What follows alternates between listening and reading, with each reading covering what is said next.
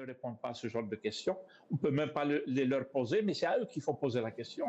Mm. Et nous, on s'en démarque, nous dénonçons ce genre de choses, c'est déjà très important. Il faut le dire sur tous les médias où c'est possible.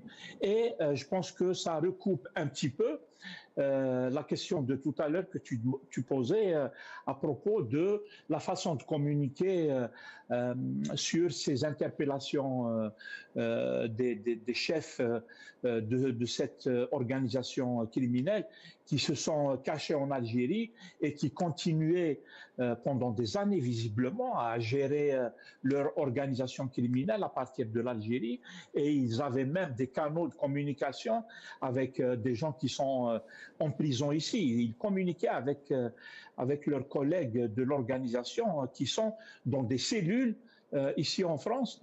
Et j'allais dire, j'écoutais tout à l'heure les réponses des compatriotes. Je pense ils ont bien résumé la chose. Et je voudrais juste rajouter un truc, c'est que ça nous rappelle cette communication sécuritaire qui est celle du régime algérien depuis les années 90, où les questions sécuritaires sont gérées d'une manière très spéciale.